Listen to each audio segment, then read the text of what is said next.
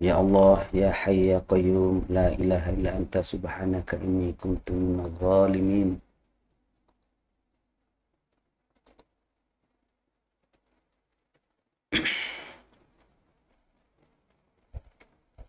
Assalamualaikum warahmatullahi wabarakatuh.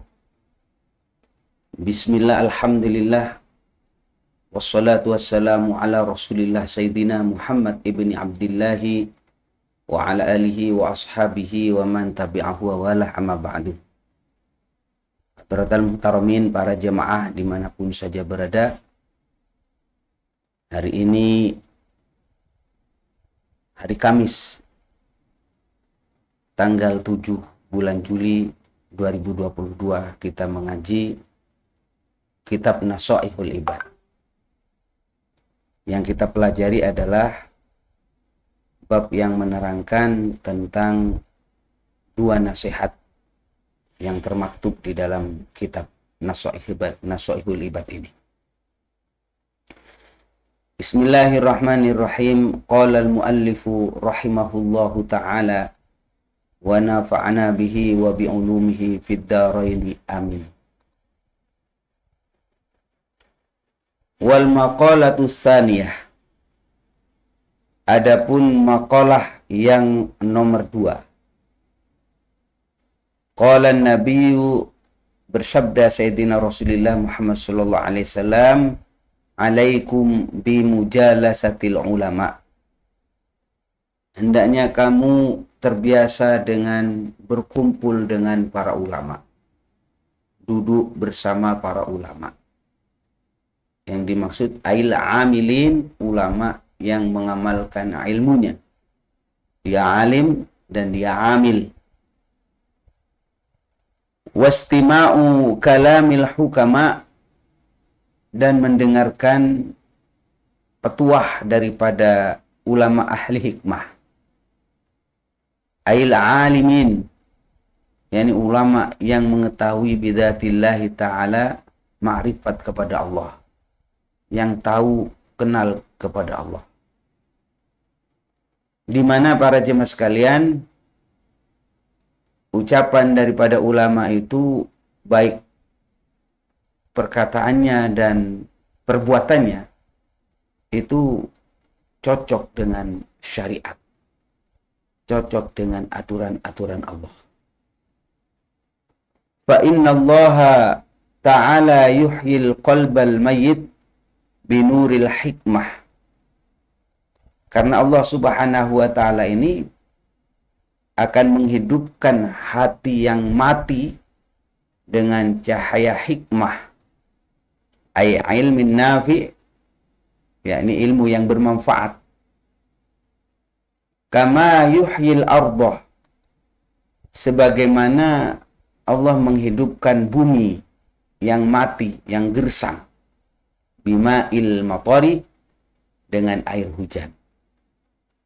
Nah, ini pentingnya para jemaah sekalian, kita bersama-sama bergaul, berkumpul dengan para ulama.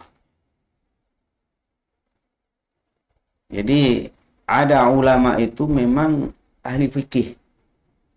Kalau berbicara tentang halal dan haram, boleh dan tidak boleh, mana yang wajib, mana yang sunat, mana yang makruh, mana yang mubah.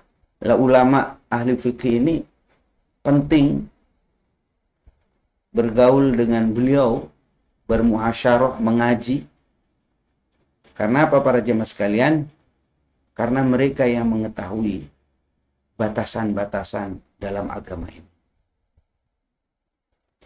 Ya, ada juga ulama yang memang dikenal al-arif billah. Mungkin tidak terbaca secara fikih, beliau itu seperti orang yang mengetahui seluk-beluknya seakan-akan secara zahir. Tapi beliau ini hakikatnya mengetahui. Hanya dikenal di kalangan para ulama yang lain al-arif billah. Artinya beliau ini apa yang diucapkan, apa yang disampaikan, perilakunya itu sesuai, ya, sesuai dengan apa yang diajarkan oleh Allah wa Rasul. Ini banyak di kalangan kita. Banyak. Memang harus ada ulama-ulama seperti ini yang akan menuntun umat yang meneruskan perjuangan Sayyidina Rasulullah Muhammad SAW. Ya, kalau kita mendengar cerita daripada Nabi Musa alaihissalam dengan Nabi Khidir, jadi di sepanjang zaman itu ada model begitu. Kalau Nabi Musa itu dikenal ya orang yang hitam putih, Nabi di mana pengetahuannya tentang syariat luar biasa. Misalnya di saat Nabi Khidir alaihissalam itu membunuh anak kecil, ya, fakotalah, dibunuh oleh Nabi Khidir alaihissalam. Padahal dia masih kecil, tidak tahu ada apa. Nah, tentu Nabi Musa alaihissalam berbicara fikih hitam putih. Lah ini orang aqatal tanafsan biwari nafsi. Kenapa ini nggak punya salah ya? Dia itu tidak berbuat kriminal. Kenapa dibunuh? Jadi secara fikih benar pertanyaannya. Tetapi kalau kita mengacu bahwasanya ternyata apa yang dilakukan oleh Nabiullah Khidir alaihissalam atas petunjuk Allah, bahwa anak ini kalau dibiarkan besok justru akan merepotkan kepada kedua orang tua. Makanya sedari kecil sudahlah, biar tidak mudorot, tidak berbahaya kepada kedua orang tua. Nah ini kalau saya berbicara tipikal daripada Nabiullah Khidir alaihissalam, yang dikenal sebagai Nabi yang al-arif billah. Apa yang diucapkan, apa yang disampaikan, musibina, cocok dengan apa yang dikehendaki oleh Allah. Karena memang apa yang dilakukan itu melalui petunjuk dari Allah langsung. Demikian juga Nabiullah Musa alaihissalam. Lah, kita ini di dalam kehidupan keseharian pasti akan bertemu dengan ulama semacam ini. Maka mari pergauli mereka, berkumpul dengan mereka, senang bermuasyarah dengan mereka. Ini para jemaah sekalian. Selanjutnya para jemaah, misalnya ada sebuah hadis kelanjutannya, jalisul kubara wasailul ulama wa khalitul hukama. Jalisul kubara, hendaknya kamu berkumpul dengan para pembesar, para tokoh. Kemudian wasailul ulama, tanya masalah hukum kepada ulama. Wa khalitul hukama, dan hendaknya kamu bergaul dengan orang yang ahli hikmah, melayani, mengabdi. Nah ini para jemaah sekalian. Ini hampir sama dengan hadis atau keterangan yang kami sampaikan sebelumnya. Karena di sini dikatakan fa innal ulama salah satu aksamin. Ulama itu modelnya ada 3. Yang pertama al ulama bi ahkamillah. Ada ulama yang mengerti tentang hukum-hukum Allah. Dan seperti saya sampaikan tadi, wahum ashabul fatwa. Mereka itu bertugas untuk fatwa. Ini halal, ini haram, ini wajib, ini sunat, ini mubah. Lah ini ulama ashabul fatwa. Ada wal ulama bidzatillahi faqat. Jadi ulama yang mengerti terhadap Allah, yang kita kenal kemudian dengan ulama al-arif billah. Lah ini para jemaah sekalian tentu berangkat dari ilmu sebelumnya ulama semacam ini. Dan ini para jemaah pentingnya wahum al-hukama, mereka adalah ulama-ulama ahli hikmah. Dan ketika kita bergaul dengan mereka, akhlak kita ini akan menjadi baik. Ya. akan menjadi baik. Karena apa? Karena ulama yang ahli hikmah ini, yang ulama al-arif billah ini hatinya bersih, memancarkan nur, cahaya dari agama ini. Sehingga kalau kita melihatnya saja adem, melihatnya saja adem. Ini saya sering bertemu dengan ulama-ulama semacam ini. Bertemu saja sudah subhanallah. Hati ini para jemaah sekalian bergetar ya. Hati ini sudah bergetar ketika bertemu dengan ulama semacam ini. Dan saya kalau sudah ketemu dengan ulama seperti ini, nggak usah dikasih nasihat, saya sudah takut, ingat kepada dosa dan lain sebagainya. Nah ini para jemaah sekalian. Ya ada ulama. Lah kiai saya, Allah yarham, Kiai Haji Abdul Alim Sidogiri, Kiai Nawawi Sidogiri. Beliau ini tidak ceramah, enggak. Tidak pidato, enggak. Enggak, beliau ini. Beliau ini hanya membaca kitab ya. Membaca kitab. Ini luar biasa itu. Kalau umpamanya datang ke kondangan atau paling doa begitu. Jarang memberi ceramah, memberi nasihat terbuka. Pegang mic gitu. Ini para jemaah sekalian. Jadi kita ini bersama-sama harus sadar bahwa kehidupan kita ini agar ada penuntunnya gitu. Ada ulama yang menuntun. Ulama pun yang sudah jadi ulama tentu kalau dia punya guru. Saya apalagi ya masih berstatus santri. Saya di depan kiai ya, saya ini santri. Orang-orang saja yang memanggil saya ini kiai, ustaz. Sejatinya saya ini santri di depan kiai. Ini para jemaah sekalian. Jangan jauh-jauh dengan ulama, jangan.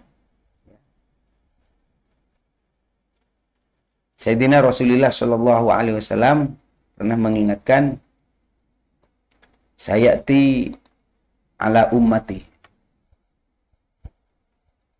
sayati zamanun ala ummati, akan datang satu zaman, satu masa terhadap umatku, di mana umatku itu yafirruna minal ulama, pada menjauh dari ulama, pada menjauh daripada orang-orang yang mengerti agama, yafirruna minal ulama wal fuqaha. Maka yang terjadi kalau ini kelakuannya umatku, fayabtalihimullah, maka Allah Subhanahu wa taala akan memberi ujian kepada umatku dengan misalasi baliyatin, dengan 3 ujian. Ini akan terjadi kepada umatku kalau jauh dari ulama, jauh dari orang yang mengerti dari agama, baik secara individu maupun berkelompok. Awas. Nah, karena itu saya senang kalau ada kepala daerah, apakah itu gubernur, apakah itu bupati, wali kota, punya tradisi misalnya sholat subuh sebulan sekali lah minim, kumpulkan para ulama, mengaji, membaca kitab. Wah, luar biasa. Itu menjadi kampung.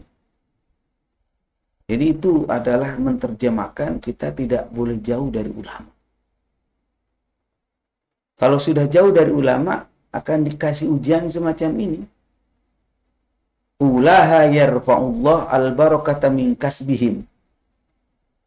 Yang pertama, Allah akan mengangkat barokah daripada kasab mereka, kerja mereka.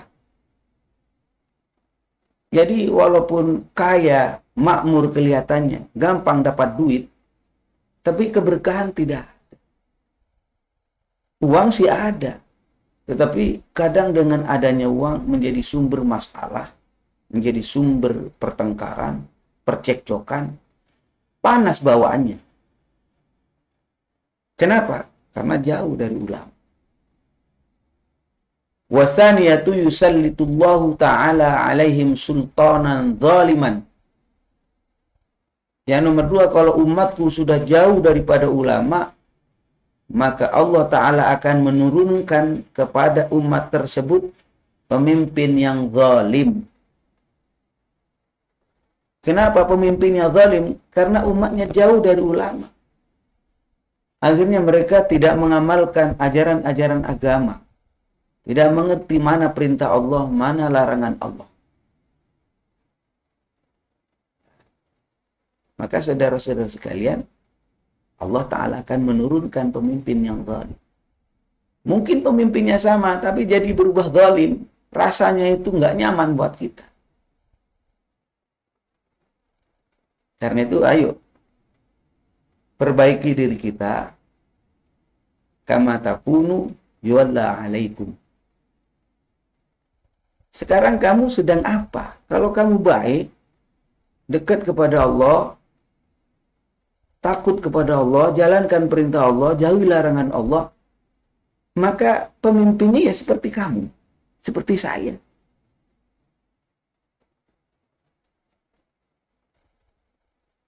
Wa kadzalika nuwalli ba'dadh dhalimin ba'dhan bima kanu yaksibun.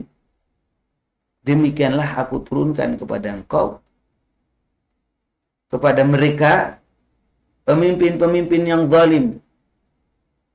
Kenapa? Bima kanu yaksibun.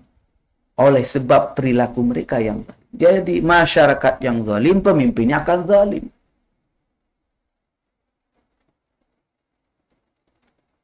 Kalau masyarakatnya nggak benar, pemimpinnya juga nggak benar.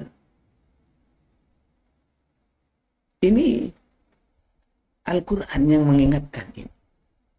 Karena itu, subhanallah, ayat ini mengingatkan, janganlah kita itu habiskan energi untuk mencaci para pemimpin kita. Presiden zalim, rezim zalim. Gubernur zalim, bupati zalim, wali kota zalim, itu camatnya zalim, lurahnya, kepala desanya zalim, pokoknya zalim semua. Fasih sekali ngomong. La tashghalu anfusakum bisabbil muluk. Jangan kau sibukkan dirimu dengan mencaci pemimpin. Allah Subhanahu wa taala dalam hadis qudsi menyampaikan begitu. Anallah, aku adalah Allah. Aku adalah Allah. Di mana saya yang mengatur semua alam ini. Malikul muluk. Rajanya raja. Pemimpinnya pejabat. Semua pejabat, semua raja di dunia ini. Aku yang menguasai. Wulubuhum wa nawasihim. Hati para raja dan kebijakan-kebijakan yang keluar dari mereka itu biadi, di tanganku, katanya Allah. Faman ata'ani, barang siapa taat kepadaku, maka aku jadikan pemimpin itu bagi dia yang taat kepada Allah nikmatan, nikmat, nyaman.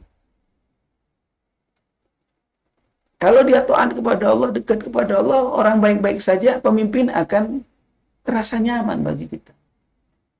Ja'altu ma'alaihi ni'mat. Tapi wa man 'asani, barang siapa bermaksiat kepadaku,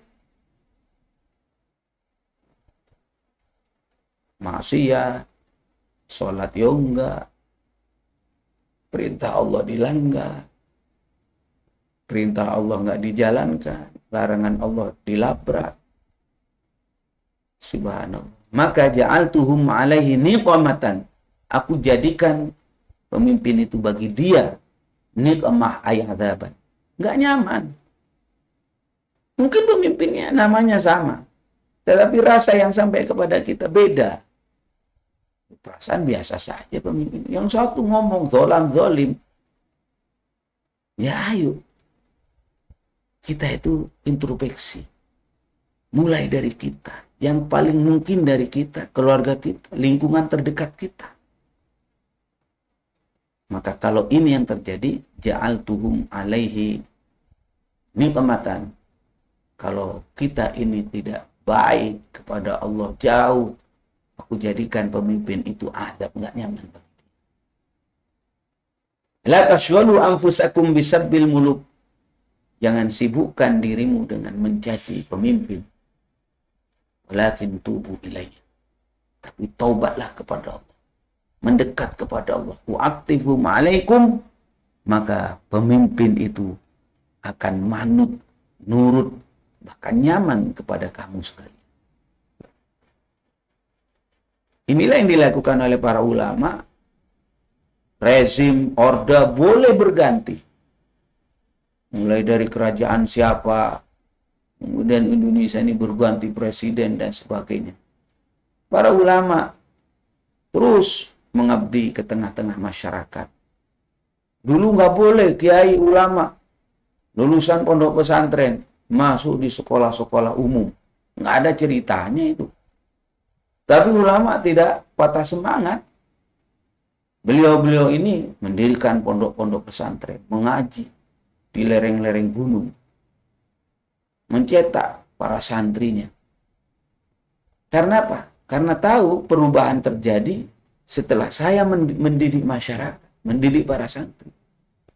Dan kalau sudah mereka dididik, dikasih ilmu, mereka akan mempunyai iradat, mereka akan mempunyai keinginan. Dan kalau sudah mempunyai keinginan, mereka akan bisa membuat tindakan. Jadi ilmu baru muncul iradat, iradat baru muncul kudrat. Nah, ulama itu sadar. Karena itu enggak rebutan di dalam kue kekuasaan. Sudah ada bidangnya. Kiai fokus kepada mengajar, memfungsikan diri di tempatnya, yakni nasrul ilmi, menyebar ilmu, memberi pelajaran kepada masyarakat, memberi nasihat. Terus memang rasanya bukan revolusi, bukan, tapi evolusi pelan-pelan, tapi pasti. Dari mana mulainya? Dari ilmu. Ya, ini para jemaah sekalian.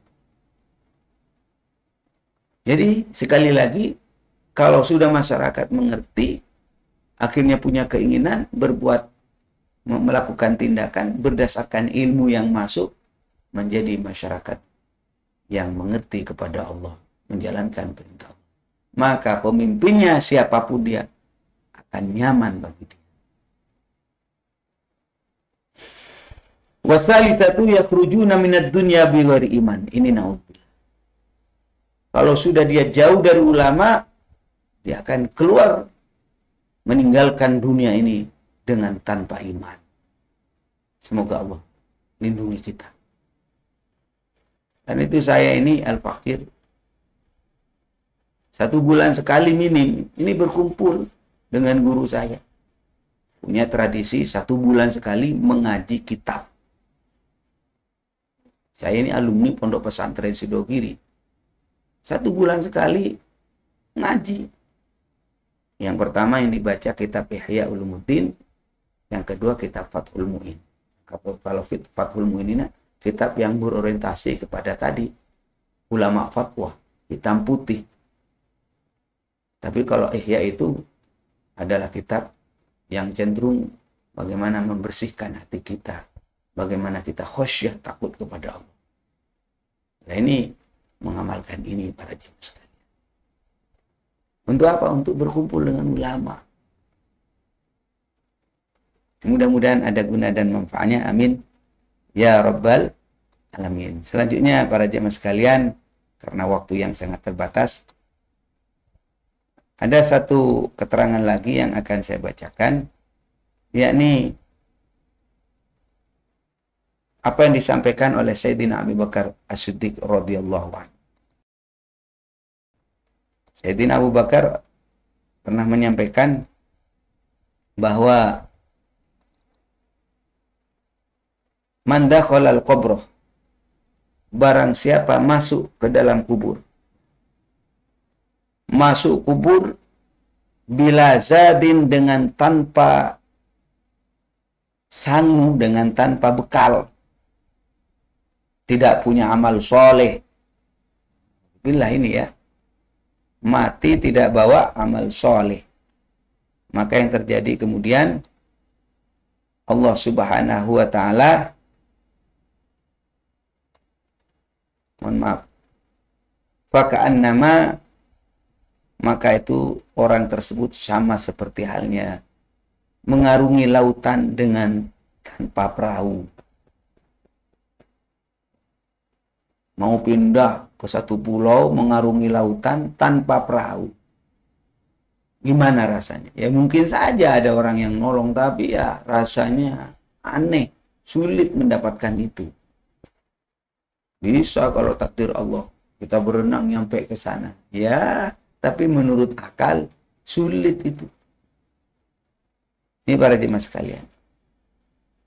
Jadi sekali lagi, barang siapa masuk kubur dengan tanpa membawa bekal, maka seperti halnya dia itu mengarungi lautan dengan tanpa perahu. Kalau sudah tanpa perahu ya ngos-ngosan lah ya. Ngos-ngosan. Para jemaah sekalian. Allahumma shalli ala Muhammad. Semoga Allah Subhanahu wa Ta'ala selamatkan kita ya di dalam kubur. Amin. Ya Rabbal. Karena namanya kuburan itu ya pintu pertama untuk kita masuk ke dalam alam akhir. Man dakhalal qabra bila zatin, barang siapa masuk kubur dengan tanpa bawa bekal, yakni amal saleh, fa ka'annama raqibal bahra bila safinatin, maka sama halnya dia itu mengarungi lautan dengan tanpa perahu. Ya kalau sudah tanpa perahu ya kelelap. Nggak ada harapan selamat ya. Kecuali ada orang yang menolong. Kalau sudah di dalam kubur ya berat para jemaah sekalian ya. Orang dalam kubur itu dikatakan seperti yang disampaikan oleh Rasulullah sallallahu alaihi wasallam, al mayyit fi qabrihi illa kal ghariqil mughawwis. Mayit di dalam kubur itu tak ubahnya orang yang tenggelam minta tolong. Orang yang tenggelam minta tolong. Jadi laulal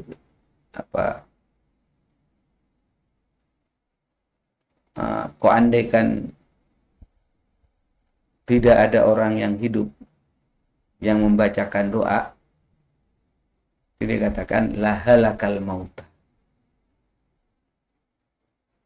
Lahalakal mauta. Niscaya orang yang mati itu akan sengsara. Allah ya Rabbi. Pesan saya, kalau datang ke kuburan, ya usahakan baca Quran, baca Yasin, baca Fatihah. Ini para jemaah sekalian. Ya. Allahumma shalli ala sayyidina Muhammad wa ala ali sayyidina Muhammad. Semoga Allah Subhanahu wa Ta'ala memberikan kekuatan iman dan Islam pada kita sekalian ya. Amin ya Rabbal.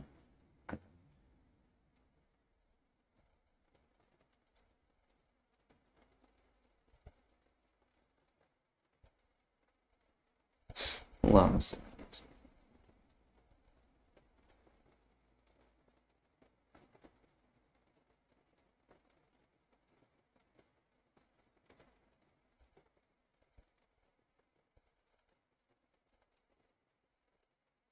Allah la ilaha illallah, la ilaha illallah.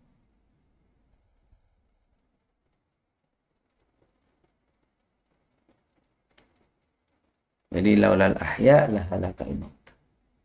Andaikan tidak ada orang yang hidup yang peduli kepada orang yang wafat, niscaya orang yang wafat di dalam kubur itu ya akan binasa, dalam pengertian mereka akan sengsara. Kirim Fatihah mereka, kirim doa kepada mereka. amal soleh, sedekah, dan sebagainya. Mudah-mudahan bermanfaat para jemaah sekalian. Wallahu a'lam bishawab. Mari kita berdoa. Semoga apa yang saya sampaikan bermanfaat. Rabbana anfa'na bima 'allamtana. Rabbi 'allimna alladhi yanfa'una. Rabbi faqihna wa faqih ahlana. Wa qarabatin lana fi dinina. Ya Allah, mudah-mudahan Allah kabulkan hajat kita. Allah jadikan ilmu yang saya sampaikan ilmu yang bermanfaat. Hadanallahu wa iyyakum ajmain. Assalamualaikum warahmatullahi wabarakatuh.